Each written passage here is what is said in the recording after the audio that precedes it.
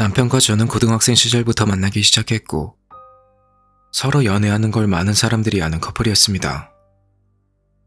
주변 친구들 모두 우리 커플이 고등학교를 졸업하면 바로 결혼할 것이라고 예상했고 그 예상대로 우리는 졸업 후 결혼식을 치르게 됐죠. 비록 20살이라는 어린 나이였지만 좋은 부모님이 계셨고 운 좋게 좋은 직장에 취업할 수 있는 기회도 잘 잡게 되어 사회적으로 빠르게 자리를 잡을 수 있었습니다. 인생의 많은 부분 운이 떨어졌지만 우리의 행복은 그리 길게 가지 못했습니다. 첫째 딸 첼시를 출산하게 된 이후 남편 루니와의 사이에 조금씩 균열이 가기 시작했기 때문이죠. 사실 우리 부부는 20대 중반까지 아이를 갖기 원치 않았고 결혼 뒤 6년 동안은 정말 행복한 시간을 보냈습니다. 한데 최근 남편이 딸 첼시에게 하는 행동이 좀 이상합니다. 남편이 일부러 딸을 피하려는 게 제 눈엔 종종 보이곤 합니다. 첼시가 남편 쪽으로 기어갈 때면 남편은 몸을 움츠려 다급히 반대 방향으로 도망가듯 움직입니다. 특히 딸 아이를 안아줄 때나 얼굴에 뽀뽀를 해줄 때면 얼굴에 불편해 보이는 기색이 드러날 정도입니다. 같이 놀아주어야 하는 상황에도 마찬가지였습니다. 애 아빠인데 딸에게 하는 모습을 보면 정말 마음이 많이 아팠습니다. 첼시에게는 조금의 애정을 주는 것조차 힘겨워 보였습니다. 첼시가 어딘가 아픈 것 같다며 계속해서 피해 다니기만 했죠. 마치 딸아이가 전염병에 걸린 사람인 것처럼 말입니다. 하룻밤은 평소와 같이 첼시를 재우기 위해 앉아 있었는데 인기척에 고개를 돌려보니 남편이 방문 구석 쪽에서 염탐하듯 저와 딸아이를 쳐다보고 있는 모습이 보였습니다. 남편의 이상한 행동에 지금 뭐 하는 거냐고 딸 아이의 방을 나와 물어보려고 하는데 남편은 그새 어디론가 사라진 상태였고 안방 쪽을 보자 방문이 천천히 닫히는 게 보였습니다. 저는 루니가 지금껏 보인 모습에 한껏 예민해진 상태로 안방으로 들어갔고 벽 쪽을 향해 누워있는 남편이 보였습니다. 최대한 평정심을 유지하며 차분한 톤으로 말했습니다. 요즘 첼시 대하는 행동이 좀 이상한 것 같은데 무슨 일이 있었어요? 남편 루니는 어깨만 으쓱일 뿐 아무 대답도 하지 않았습니다. 무슨 일 있으면 말해봐요. 남편은 한숨을 푹 쉬더니 결국 뒤돌았지만 제 눈은 쳐다보지 못하고 멍한 표정으로 천장을 바라보며 입을 열기 시작했습니다.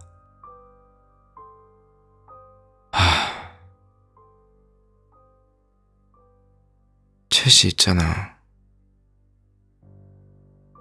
우리 애가 아닌 것 같아. 잠시 동안 정적이 흘렀습니다. 지금 무슨 말 하는 건지 잘 모르겠어요. 이런 말 하기 조심스러운데 사실 첼시가 좀 이상한 것 같아. 그냥 우리 딸이 아닌 것 같아. 이 말을 듣고 너무 속이 상했습니다. 남편이 아이를 가지기 원치 않았던 건 아닐까? 아니면 첼시가 내가 모르는 남편만 알고 있는 장애가 있어서 그런 걸까? 하는 생각마저 들었죠. 여보, 지금 진심으로 하는 말이에요? 우리 딸아이에게 이런 식으로 말하는 거 너무 불편하네요. 저는 남편을 등지고 누워 이불을 덮었습니다. 그렇게 더 이상 남편과 아무런 대화도 하지 않았고 남편은 그저 옆에 누워 한숨만 푹푹 내쉬고 있었습니다. 뭐라 딱 집어 설명할 순 없는데 그러니까 내 생각에는 첼시가 사람이 아닌 것 같아. 남편의 말에 엄청난 충격을 받았습니다. 의사, 간호사, 남편 모두가 보는 앞에서 첼시를 낳았는데 어떻게 우리 딸이 사람이 아니라고 할 수 있는 걸까요? 하지만 그가 저의 기분을 상하게 하려는 것이 아닌 그의 마음속에 있던 진심을 얘기했던 거라 생각되어 남편의 말에 저는 그저 어깨를 으쓱거릴 뿐이었습니다.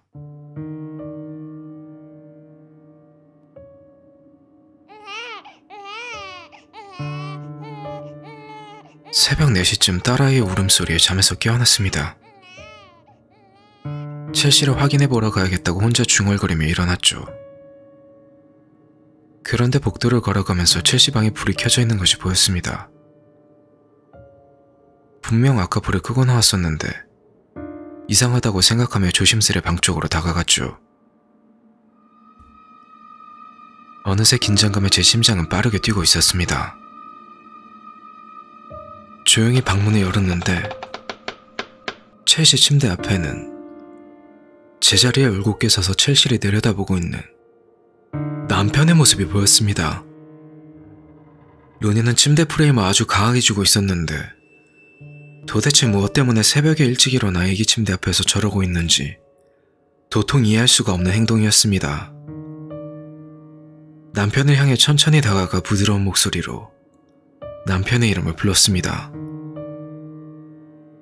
그런데 남편은 제 말에는 대꾸도 없이 무언가에 홀린 듯 본인 말만 늘어놓았습니다. 첼시 눈 좀 봐봐. 자기 눈에는 그게 보이지 않는 거야? 저는 남편을 진정시키기 위해 그의 옆으로 살금살금 다가가 살며시 루니의 손등에 제 손을 얹으며 울고 있는 첼시를 바라보았습니다. 정상이 아니잖아. 저는 첼시의 눈을 바라보았고 첼시를 살며시 들어올려 달래듯 천천히 양옆으로 흔들며 흥얼거렸습니다. 첼시의 눈에는 이상이 있어 보이기는커녕 마치 제 눈과 같이 아름다운 큰 갈색의 눈을 가지고 있었습니다. 자세히 봐봐. 첼시의 눈이 어디 간 건지 보이지 않아. 남편의 말에 저는 깜짝 놀라 제 뒤에서 멀뚱히 서서 첼시를 쳐다보고 있는 남편을 쳐다보았습니다. 그러고는 깨림직한 느낌의 남편으로부터 한 발자국 물러났죠. 그러나 남편은 마치 먹잇감을 노리는 포식자와 같은 눈빛으로 계속해서 첼시를 응시하고 있었습니다. 다시 한번 자세히 보라니까. 남편의 말에 첼시의 눈을 재차 확인해봤지만 여전히 크고 아름다운 갈색의 눈은 제자리에 있었습니다. 여보, 많이 피곤해 보여요. 이만 자러 가보세요. 그러나 제 말에 남편은 꿈쩍도 하지 않았습니다. 저는 다시 한번 이 방에서 나가라고 말했고 나머지는 내일 아침에 다시 말하자고 했습니다. 남편은 천천히 제 쪽으로 시선을 옮기며 우리를 지났죠. 안방으로 걸어 들어갔습니다. 저는 안도의 한숨을 내쉬었고 진정이 안 되었는지 심장은 계속해서 빠르게 뛰고 있었습니다. 첼시와 제가 위험에 놓였다고 느꼈던 순간이었죠. 다시는 첼시 혼자 두면 안 되겠다고 다짐했습니다. 빠르게 방문을 잠그고 흔들 의자에 앉아 첼시를 껴안은 채 잠들었습니다. 그날 이후 남편은 평소보다 더 이상해지기 시작했습니다. 마치 첼시를 다른 행성에서 온 괴생물체를 본 것 마냥 까무라칠 정도로 첼시를 무서워했고 첼시가 그에게로 기어가거나 애교를 부릴 때면 고함을 지르며 팔짝 뛸 정도였으니깐요.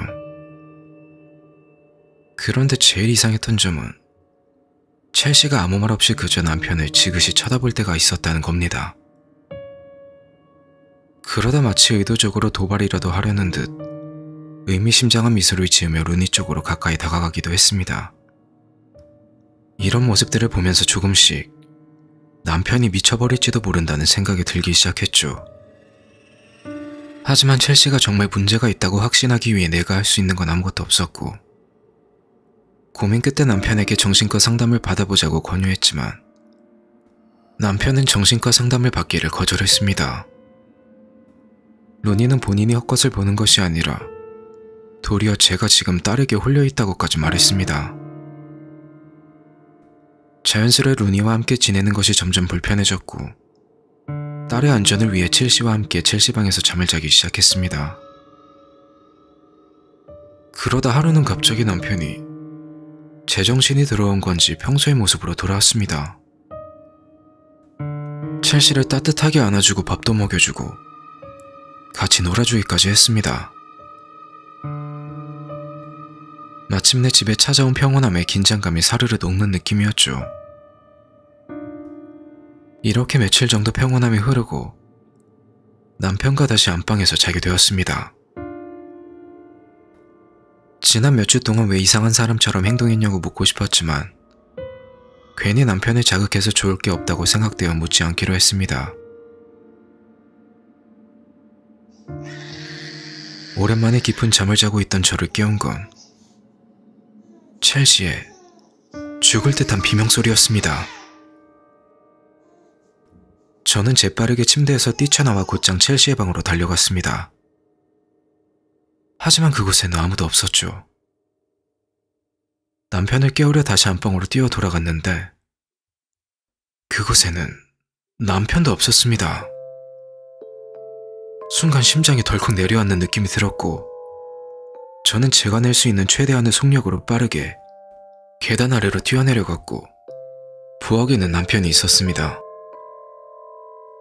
마음이 놓이는가 했는데 자세히 보니 첼시가 식탁 위에 놓여져 있었고 루니의 오른손에는 칼이 들려져 있었습니다. 저는 그를 자극하지 않게 최대한 부드럽게 그의 이름을 불렀습니다. 그러면서 한편으로는 언제라도 뛰쳐나가 그를 공격할 준비를 하고 있었죠. 자기야, 잠시 진정하고 내 말 좀 들어봐. 아니, 내가 하지 않으면 이게 우리 둘 모두를 죽일 거야. 한 번만 나를 믿어줘. 첼시만 없어지면 모든 게 다 끝날 거야. 저는 조금씩 그에게로 다가가며 다시 한번 최대한 부드럽게 타이르듯 말했습니다. 하지만 루니는 무언가로부터 시달린 듯 매우 지쳐 보였습니다. 이성적인 대화로 이 상황을 풀어나가려고 했지만 이성을 잃은 그에게 이성적인 대화가 통할 리가 없었죠. 아니 자기야, 첼시만 죽으면 우리 둘이 평생 행복하게 살 수 있어. 그냥 놔두면 그림자들이 우리를 덮칠 거라고. 그는 흥분을 주체하지 못하며 첼시 옆쪽으로 칼을 내려찍으며 말했습니다. 그의 갑작스러운 행동에 저는 거의 비명을 내지를 뻔했습니다. 너무 놀라 심장이 쿵쾅대는 소리가 제 귓가에까지 들릴 정도였죠. 저는 멈추지 않고 아주 조금씩 계속해서 남편 쪽으로 다가가고 있었고 마침내 딸을 사이에 두고 남편과 대치하게 되었습니다. 남편은 속삭이듯 조용히 말하며 제 쪽으로 칼을 들이밀며 말했습니다. 이제 보니 당신도 이미 첼시한테 저면됐구나. 당신 눈에서 첼시와 같이 꾸정물이 나오고 있어. 여보, 제발 정신 차리고 제 말 들어야 해요. 그래야 제가 도울 수 있다고요. 천천히 첼시 머리 위쪽에 놓여져 있는 꽃병 쪽으로 손을 옮기며 말했습니다. 제 계획은 그 꽃병을 루니 머리로 꽂아 내리는 것이었습니다.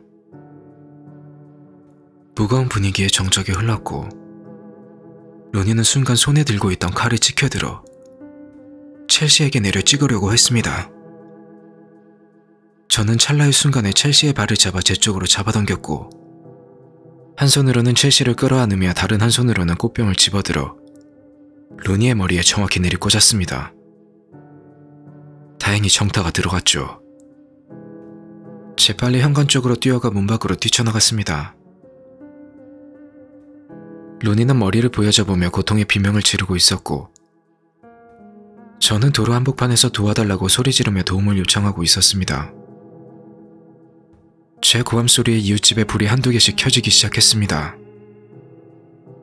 불이 켜진 한 이웃분 집의 문이 열렸고 저는 그 집으로 곧장 죽을 힘을 다해 뛰어갔습니다.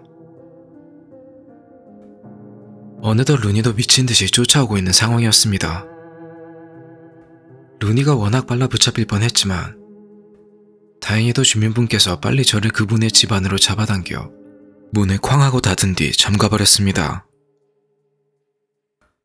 그런데 루니는 이웃집 문 앞에 서서 제 이름을 부르며 첼시를 무조건 죽여야 한다고 미친 듯이 고함을 쳤습니다. 이웃분 여성은 바로 경찰을 부르셨고 5분도 안 돼서 경찰이 도착했고 루니를 바로 연행했습니다.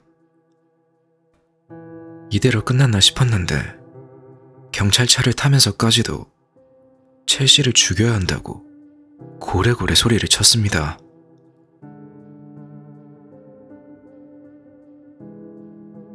이 일은 작년에 벌어진 일이고 그는 심각한 정신분열증을 진단받아 현재 정신병동에 있습니다.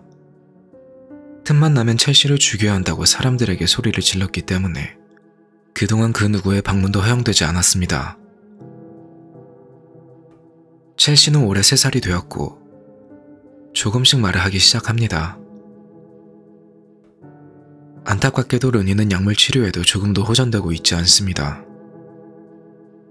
루니와 같이 지내며 한 번도 이러한 정신분열 증상을 본 적이 없었는데 도대체 왜 그런 걸까 하는 궁금증에 가족력이 있는 건가 하고 조사를 해봤는데 루니의 외할머니의 언니분께서 정신분열증을 진단받았다는 사실을 알게 되었습니다. 현재 만나고 있는 약혼자는 다행히도 정신적으로 건강하고 첼시에게도 따뜻하게 대해줍니다. 그런데 이상하게 요즘 첼시를 대하는 행동이 조금 이상합니다.